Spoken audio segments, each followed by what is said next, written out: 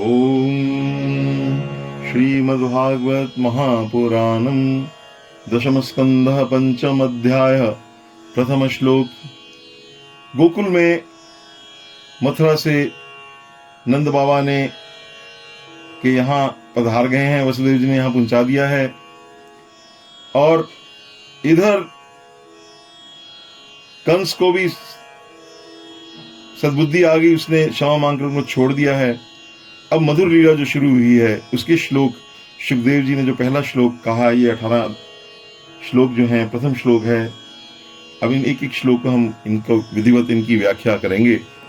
तो पहला श्लोक है नंदस्त्वात्मज उत्पन्ने। नंद बाबा, आत्मजः, आत्मज कहते हैं पुत्र को, उत्पन्ने जिनका जन्म हुआ, जाता उनसे युक्त हो गए। नंद बाबा तब पुत्र से युक्त हो गए। जाता आह्लादो महामनः। नंद बाबा महामना हैं, मनस्वी हैं, उदार हैं और आनंद से भरे हुए हैं। आहूय का भाव है उनको बुलाया। विप्रान वेद ज्ञान स्नातः शुचि ही अलंकृतः। उन्होंने ब्राह्मणों को, वेदों के जानकार को उन्होंने बुलाया। पहले उन्होंने स्नान करके वस्त्राभूषण धारण किए हैं। तो इस प्रकार जो महामना, मनस्वी हैं, उदार नंद बाबा हैं, उन्होंने पुत्र का जन्म जब उनको समाचार मिला तो आनंद से युक्त हो गए और उन्होंने स्नान करके वस्त्राभूषण धारण किए हैं और वेदों के जानकर ब्राह्मणों को बुलाया। द्वितीय श्लोक है वाचयित्वा सवस्तेयनम जात कर्मातमजस्य वै। फिर उन्होंने सबसे पहले उनको बुलाया है। नंद बाबा ने अपने पुत्र का स्वस्ति वाचन कराया है। स्वस्थस्य नयनम, स्वस्ति वाचन कराया है। फिर जात कर्म संस्कार हुए हैं, जो हमारे प्रथम संस्कार हैं, वो जो षोडश संस्कार है उसमें जब पुत्र, पहला गर्भाधान संस्कार है, उसके बाद जात कर्म जो संस्कार है वो हुए हैं। आत्मजस्य कहते हैं कि जो पिता होता है वो पुत्र की आत्मा होता है। आत्मा ही जायते पुत्रः। और वही तब नंद बाबा ने कार्यामास करवाया, विधिपूर्वक करवाया। पितृदेव, देवता और पितरों का अर्चनम, पूजन किया। तथा तीसरे श्लोक में अब हम प्रवेश कर रहे हैं। धेनु नाम नियुते प्रादाद विप्रेभया समलंकृते। धेनु नाम, धेनु गाय को कहते हैं। नियुते का भाव 2 लाख। प्रादात दान कर दी। विप्रेभ्या उन्होंने ब्राह्मणों को। समलंकृते, सम कहते हैं बलि भांति, अलंकृते अलंकृत करके। और फिर तिलाद्रीन सप्त रत्नौघ, फिर तिल के पहाड़ दान किए। 7 रत्नों के समूह, बड़े बड़े उनका पुंज।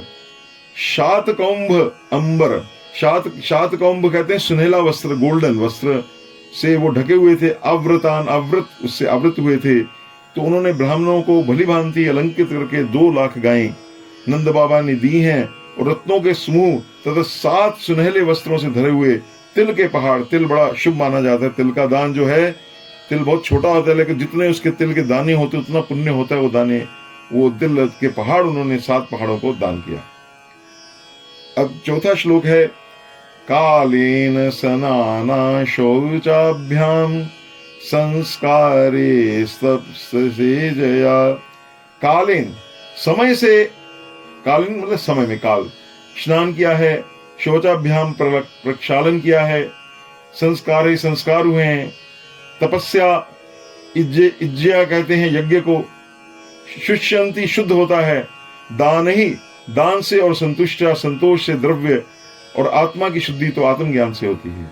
इस श्लोक में ये दिव्य ज्ञान सुखदेव जी दे रहे हैं कि समय से स्नान किया जाए। प्रक्षालन, संस्कार, तपस्या, यज्ञ, दान से और संस्कार से क्या क्या उससे शुद्ध होता है, ये द्रव्य शुद्ध होता है। लेकिन आत्मा की शुद्धि उन्होंने बताई कि आत्मज्ञान से होती है। आत्म विद्या।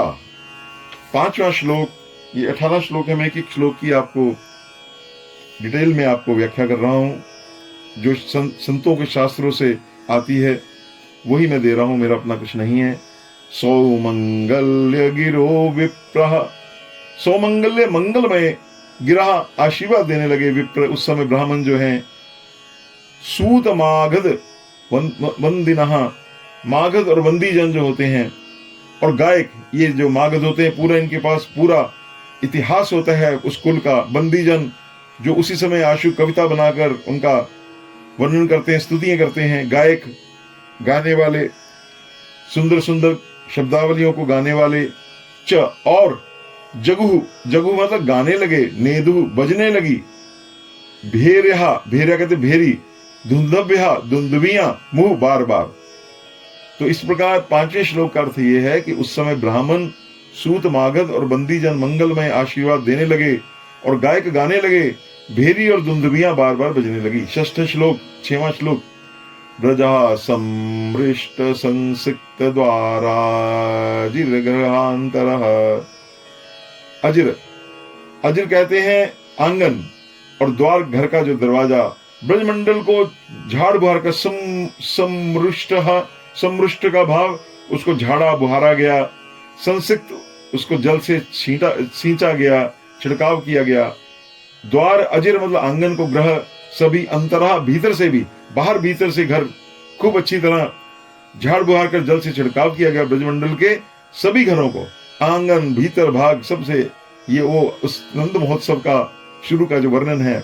और फिर चित्राध्वज पताका सृक् चैल पल्लव तौरनिहि, और चित्र विचित्र अद्भुत ध्वज पताका, पुष्पों की मालाएं, रंग बिरंगे वस्त्रों और पल्लवों के बंधन बारों से उसको सजाया गया था।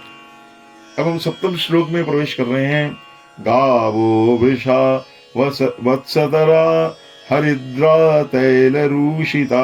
हाँ, अब जो वहां की, जो उनका गोधन है, जिस यादव वंश में आए हैं, उनका गोधन क्या है? गायें, बैल और बछड़ों के अंगों में उनको भी अपने परिवार का सदस्य ही मानते हैं, मानते हैं। उनकी पूजा की जाती है, उनको हल्दी का तेल का लेप किया गया।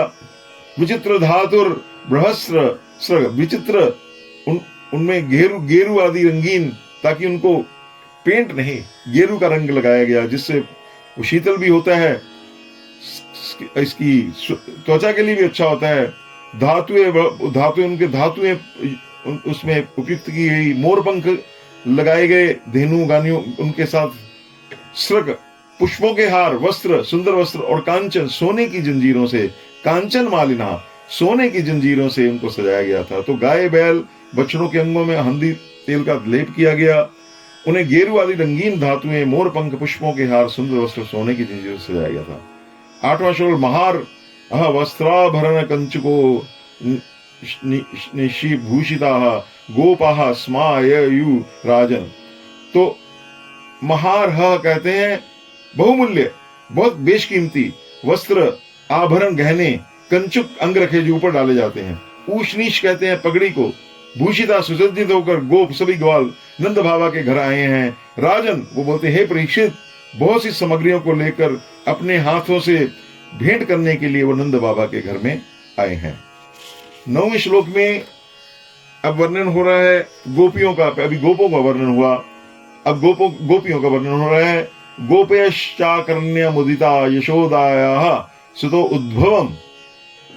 गोप्याः गोपियों को, च मतलब और, आकर्ण्य ये सुनकर, मुदिता बड़ा आनंद हुआ, यशोदायाः यशोदा जी के पुत्र हुआ, उद्भव मतलब उद्भव हुआ, पुत्र हुआ। आत्मानाम अपना, जैसे अभी कहा पुत्र जो है आत्मा ही होता है। भूषयाम श्रृंगार किया गया, चक्रुहु किया गया, वस्त्रु उनको वस्त्र, आभूषण, अंजन आदि से उन्होंने अपना श्रृंगार किया है गोपियों ने, क्योंकि यशोदा जी के पुत्र हुआ है। गोपियों की ये जो अभी तैयारी हो रही है, चल रही है गोपियां, कि गोपियां जो हैं उनको, उनका वर्णन सुखदेव जी करते हैं। गोपी प्रेम की ध्वजा। नारद जी ने भक्ति सूत्र में कहा है कि अगर भक्ति की कोई पताका है वो गोपियां हैं, भक्ति का कोई आदर्श है, परमोच्च आदर्श है वो गोपी हैं। इसलिए उनके वर्णन सुखदेव जी कर रहे हैं 10वें श्लोक में। नव कुंकुम किंजल मुख पंकज भूतया, नवीन नव मैंने नई, कुमकुम और किंजल के कहते हैं कमल की केसर से युक्त उनके मुख, पंकज कमल भूतया बड़े सुंदर थे। बलि भी वे भेंट सामग्री लेकर त्वरितम जल्दी जल्दी चल पड़ी कि कहीं पीछे न जगमुहु चल पड़ी। पृथ्वी नेहा उनके बड़े बड़े नितंब थे, खूब दूध मक्खन खा के महाराज खूब एन तगड़ी हुई थी। वो जो उनकी जो हिलते हुए उनके जो पयोधर हैं गोपियां, ऐसी गोपियां भेंट सामग्री लेकर बड़ी जल्दी जल्दी से चल पड़ी, जिन्होंने नवीन कुंकुम और कमल की केसर युक्त अपने मुख कमल बढ़े जो पहले ही बहुत सुंदर थे उनको और सुंदर कर लिया, क्योंकि नंद बाबा के जाके पुत्र का दर्शन करेंगी और वहां के जो उनके राजा हैं उनके पास जाएंगी। अब 11वां श्लोक। अब गोपियों की क्या उनकी जो उनकी श्रृंगार की अवस्था है वो कैसे जो चली हैं उस समय का वर्णन कर रहे हैं सुखदेव जी। गोप्या सुमृष्टा मणिकुंडल निशकंठया चित्र अंबरा पथिशिखाच्युत माल्यवर्षः। गोप्या कहते हैं गोपियों को, समृष्ट चमकती हुई मणिकुंडल मणियों के कुंडल से, निष्कंठा गले में सोने का हार था, चित्र अंबरा वह रंग वस्त्र पहनी हुई थी, पथिशिखा मार्ग में उनकी चोटियों से च्युत मैंने गिरते हुए माल्य वर्षा फूल बरस रहे थे। क्या सुंदर देखिए दृश्य सुखदेव जी हमारे सामने खड़ा किया है, क्योंकि बहुत तेजी से चल रही थे, तो जो उन्होंने अपने गूंथे थे फूल अपनी बेनियों में वो गिरते रहे, उनसे एक बड़ी सुंदर एक मार्ग में एक रास्ता बन गया है। वो देखकर सुखदेव जो उस समय का दर्शन है, जो उस समय का वास्तविक एज इट इज उसका वर्णन कर रहे हैं। नंद आल्यम, आल्यम मैंने घर कहते हैं, सवल्या हाथों में, वल्या कहते हैं कंगन, हाथों में कंगन है, ब्रजति ही जाती ही उनके, विरेजहु बड़ी अनूठी लगती थी, व्यालोल उनके कंडल जो थे कान में हिल रहे थे, पयोधर उनके पयोधर और गले में हार की शोभा थी, उन्होंने छाती पे और उस पे गले में हार डाल रखा था। ताम आशीष, अब ये पहुंच गई और वहां पे आशीर्वाद देने लगी, चिरजीवी हो गोपाल, चिरजीवो गोपाल, चिरजीवो। ये गोपियां नवजात शिशु को चिरजीवी होने का, कौशल्या मैया यशोदा मैया चिरजीवे तेरा छोना, प्रंजानाम शिचरम पाहिति बालके, हरिद्रा चूर्ण तेला दिभ्य सिंचतयो जनमुज्जुघ। तो वो तहा मैंने वे गोपियां आशीषा आशीर्वाद देती, प्रंजाना देती हुई, चिरम चिर, पाही जीवी हो, इति इस प्रकार बालके, बालक मतलब नवजात शिशु को, हरिद्रा हल्दी को कहते हैं, चूर्ण तैल इनसे वो ये दिव्य सुगंधित द्रव्य हैं, अद्भि जल को कहते हैं, सिंचतया छिड़क देती हैं, लोगों पर छिड़क रही हैं। जैसे आपने देखा विवाह वगैरह में वो गुलाब जल छिड़कते हैं, उस प्रकार वो छिड़कती हुई और उत्त जगहु उच्च स्वर से मंगल गान करती हुई वहां पे गोपियों का वह दृश्य आया है। अब ये गोपी और गोपियों का वर्णन हो चुका। अब वो जो वहां पे जो बाजे बजे हैं और जो आनंद हुआ है उसके कहने लगे, अवध्यांत विचित्राणि वादित्रान महोत्सवा। तो नंद के महोत्सव होने लगा, महोत्सव में विचित्र प्रकार के मंगलमय बाजे बजने लगे, विचित्राणि ऐसे बाजे देखे नहीं गए, वादित्राणि मंगलमय, महोत्सव में कृष्ण श्री कृष्ण के, विश्वेश्वरे जो विश्व के ईश्वर हैं, समस्त जगत के स्वामी, अनंत जो अनंत है, विश्व के स्वामी होते हुए भी अनंत है, नंदस्य वो नंद बाबा के, ब्रजम आगते आ गए, प्रकट हो गए, आ गए, ठाकुर आ गए। और चौदह श्लोक, गोपहा परस्परम हृष्टा दधि क्षीर घृतांबुभि आसिन चिंतो विलंपंतो नवनीतैश्च चिक्षिपुः। गोपा मतलब गोपगण, परस्परम आपस में एक दूसरे के, हृष्टा अनंत से मत वाले, दधि दूध और घी, अंबुभि जल एक दूसरे पर जोर जोर से डालने लगे, आनंद में वो जो भोजन की वस्तुएं थी घी डालने लगे, दूध डालने लगे, नवनीत मक्खन च और चिक्षिपु ने फेंकने लगे जोर जोर से एक दूसरे के ऊपर, आनंद की मानो बाढ़ आ गई नंद महोत्सव की। उस समय का नंद बाबा ने क्या किया उसका वर्णन करते हुए 15वें श्लोक में कहते हैं, नंदो महामनास्तेभ्यो वासो अलंकार गोधनम। नंद बाबा ने जो कि महामना है, परम उदार हैं, तेभ्या उन गोपों को, वासा, वासा मतलब वस्त्र, अलंकार आभूषण और गोधनम गाय दी। सूतमागध बंदीभ्या, सूतमागध बंदीजन जो ये अन्य और भी हमारे जैसे भी विद्या नृत्य वाद्य आदि विद्याओं से उपजीविना जो अपना जीवन निर्वाह करते थे, उनमें भी वस्त्र दी। जाचक सकल अजाचक ने। 16 श्लोक अब की तरफ बढ़ रहे हैं। तैस्तहि कामैरदीनात्मा यथोचित पूजयत विष्णोरा आराधनार्थये स्वपुत्रोऽस्योदयाय च। तै तह उनको कामना के अनुसार अधीनात्मा प्रसन्नता पूर्वक दान देकर यथा उचितम विधि पूर्वक उन्होंने अपूज्यत सत्कार किया। भगवान विष्णु की आराधना के लिए, अपने पुत्र के अभ्युदय के लिए, और भगवान विष्णु की आराधना उनके जो इष्ट देव हैं नंद बाबा के और पुत्र की उन्नति के लिए उन्होंने उनकी कामना जो जिसको चाहा प्रसन्नता पूर्वक दान देकर उनका विधि पूर्वक जो यही विधि आवा उसी को उस प्रकार का उन्होंने ये दिया। अब 17वां श्लोक, सप्तदशा श्लोक है। रोहिणी जी जो हैं बलराम जी की जो माता जी हैं और इनकी भगिनी हैं, जो महाभागा, वो परम सौभाग्यवती हैं। नंद बाबा के गोप अभिनंदिता, उनके अभिनंदन करने पर जो विचर रही थी, व्यचरत दिव्य वासा, दिव्य वस्त्र, कंठ माला और गले में आभरण नाना प्रकार के भूषणों से भूषिता सुसज्जित होकर विचर रही थी नंद बाबा के। अब उन्होंने रोहिणी जी का वर्णन, पहले गोपियों का वर्णन हुआ, गायों का वर्णन हुआ, सबका वर्णन करके अब वो रोहिणी जी का जो प्रधान जो वहां पे उनका वर्णन किया है। इस प्रकार अब 18वां जो अंतिम श्लोक है इसका, ये इस नंद जन्मोत्सव आगे चलेगा।